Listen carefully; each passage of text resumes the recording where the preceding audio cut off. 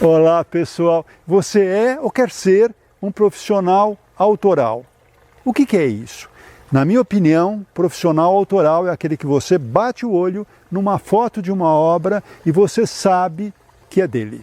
Eu vou falar de 6 grandes escritórios internacionais. Os 3 primeiros eu nunca trabalhei com eles, mas os 3 últimos sim. O primeiro é a Zaha Hadid.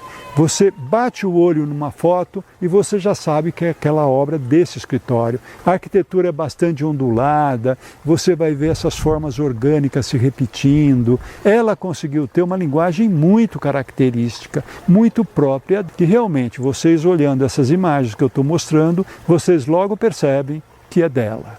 Outro escritório é o Calatrava, cuja arquitetura lembra um pouco o que se diz por aí, ossadas de baleia. Parecem ossos, parece uma coisa um pouco estranha, mas é uma forma também bastante característica da obra dele. Ele fez o Museu do Amanhã, no Rio de Janeiro, com aqueles grandes balanços. Ele é engenheiro, ele é arquiteto, e ele consegue também criar uma linguagem bastante própria do escritório dele.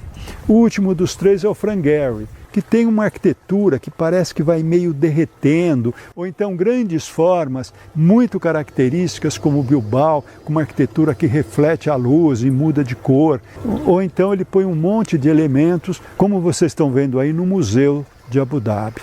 Aliás, eu vou pegar 3 dos 5 arquitetos que fizeram museus lá em Abu Dhabi, para fazer a ponte entre os 2 primeiros, que são arquitetos autorais, para o terceiro, que já passa então para o grupo dos arquitetos que flexibilizam a forma, que flexibilizam a linguagem. Se você pega o Museu da Zaha, parece um grande girino, ou seja, uma forma bastante orgânica, e ali ela faz o Museu da Dança.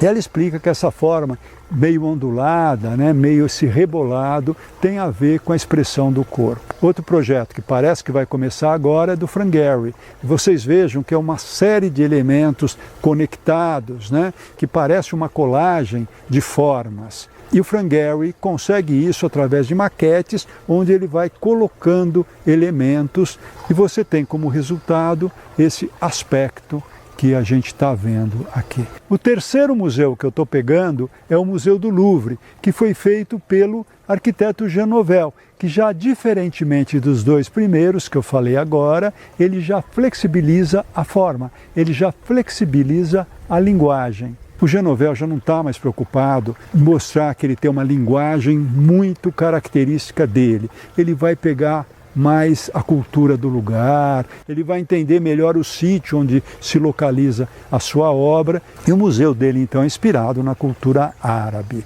Ele faz ali paredes relativamente claras, faz um trabalho da água entrando, até porque nós estamos no mar, e ele faz uma coisa espetacular no meu ponto de vista.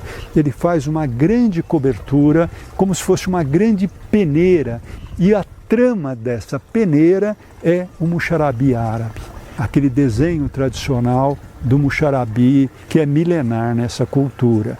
Então você vai andando, de repente você tem esse espaço que tem luz entrando e essa luz desenha no chão todo esse muxarabi. E ele trabalha com uma coisa linda, que é a luz trazendo a alma, trazendo o que tem mais de expressivo nessa cultura. Já está pronto o Museu do Jean Nouvel, a Deise, uma pessoa do meu escritório, esteve lá e realmente ela ficou bastante impressionada com essa obra, tanto externamente quanto internamente. E o mesmo Jean Nouvel, quando chega no Cidade Matarazzo, ele olha aquele terreno cheio de vegetação e ele fala: eu vou construir uma arquitetura, não para mostrar a arquitetura, mas uma arquitetura que absorva essa vegetação. Nós vamos fazer a Mata Atlântica subir ali pelo prédio e eu quero que esse prédio fique já tomado pela vegetação. Isso é muito bacana porque ele parte da situação local e ele fala isso. Eu estou em São Paulo, com um clima específico e uma situação geográfica muito peculiar. E eu quero utilizar os elementos brasileiros para eu mostrar que eu estou fazendo uma arquitetura no Brasil. Agora vamos pegar um designer. o Philip Stark. O Philip Stark, na minha opinião, você identifica a obra dele pela estranheza. Vamos pegar o projeto do Faena, que é aquele hotel em Buenos Aires, e logo na entrada você tem aquele grande corredor que ele enfatiza essa linearidade, essa repetição de coisas. Já é um corredor relativamente estreito e ele coloca no centro uma linha de mobiliário, estreitando ainda mais essa passagem. Mas essa luz de cima cria então esse cenário completamente inusitado, né, desse grande corredor. E quando você entra no restaurante, você vê cabeças de unicórnios, né, brancas, e também não estão presas na parede como normalmente acontece. Elas estão presas numas cortinas. Então é o inusitado, o estranho, aquela coisa que você não imagina. Aí você vai no banheiro, o banheiro é todo branco, lindo, né? E você tem, ao invés de uma torneira mais limpa, tal, pelo contrário, uma torneira barroca em forma de cisnes que ele mesmo desenhou. Aqui vocês estão vendo outras obras que ele fez, também com esse lustre amarelo em cima de um espelho d'água, para vocês verem a estranheza. O escritório dele usou uma solução parecida no Unsixt, projeto que nós também participamos, e ali eles penduram um lustre de cristal de Murano de 3 metros de diâmetro sobre a piscina aquecida, criando então uma forte imagem de marketing para esse empreendimento. O Philip Stark, que trabalha muito com esse elemento de estranheza, de repente ele pode fazer uma outra coisa em função do pedido do cliente. Quer dizer, ele não é intransigente, ele tem jogo de cintura para fazer aquilo que os clientes precisam. Quando ele vai fazer o Cidade Matarazzo e o Alex Alar, o dono, pediu para ele fazer um projeto menos estranho, mesmo assim ele faz com grande maestria. Ele faz ali um projeto lindo, mas um projeto um pouco mais tradicional, mais utilizável. Por que isso? Porque num hotel ele pode colocar essa estranheza, não tem problema, você vai ficar lá poucos dias. E é interessante você ter um restaurante com humor, com essas cabeças, com elementos que você não imagina, que você não espera, que não estão tradicionalmente conectados. Agora vamos falar do Norman Foster, que para mim é um dos escritórios mais importantes do mundo. O Foster tem obras icônicas e muito diferentes ao redor do mundo. A primeira que eu conheci e tive um impacto muito grande foi o Hashtag de Berlim.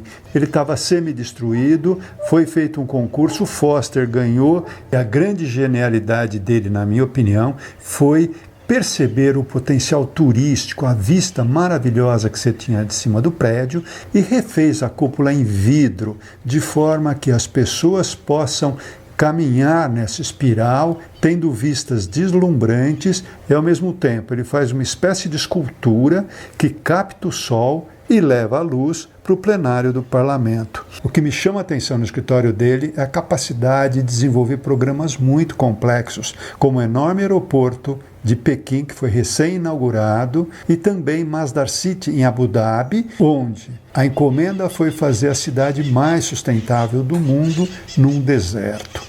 E aí ele estuda toda a arquitetura tradicional árabe da região e percebe nessa arquitetura os dutos de convecção de ar que elas possuem e vê que as ruas são mais estreitas e trabalha tudo isso e abandona todo o formalismo contemporâneo para fazer uma cidade mais fresca, mais humana, usando os muxarabis e que tivesse esse DNA da cultura árabe. Eu fiquei muito impressionado com a abertura com que eles levam a arquitetura para o cliente. Eles propõem várias opções e perguntam para o cliente qual é a necessidade que esse cliente precisa. Será que esse cliente quer um prédio ícone? Esse cliente quer um prédio que seja bonito, mas seja muito interessante as vistas internas para as externas? Ou então ao contrário? Ou você quer ter uma forma estranha na cidade? Qual é o seu objetivo? E eles fazem opções para esses diferentes objetivos. Tanto o Jean Nouvel, o Philip Stark e o Norman Foster trabalham muito com as necessidades do cliente. Ou seja, eles têm um jogo de cintura muito grande de criação, não fazem uma coisa que eles não gostam, mas sim com que o cliente participe e o cliente se encante com as propostas que eles estão colocando. No meu caso, como eu faço arquitetura paisagística, sou sempre um projetista complementar, no sentido de ter arquiteturas muito diferentes, ter arquitetos que pensam de formas muito diferentes, a minha forma de trabalhar é sempre se adaptar caso a caso. E a linguagem do meu projeto tanto pode seguir o conceito da arquitetura, a forma da arquitetura, ou então ele pode ser antagônico, ele pode se chocar, mas nunca sendo desarmônico. E é muito difícil conseguir harmonia com formas antagônicas, mas é possível. Enfim, a intenção desse vídeo é chamar a atenção para essas várias formas de trabalho que esses grandes escritórios têm se colocado no mundo. Espero que vocês tenham gostado. Se vocês gostaram, se inscrevam. E um grande abraço para todo mundo.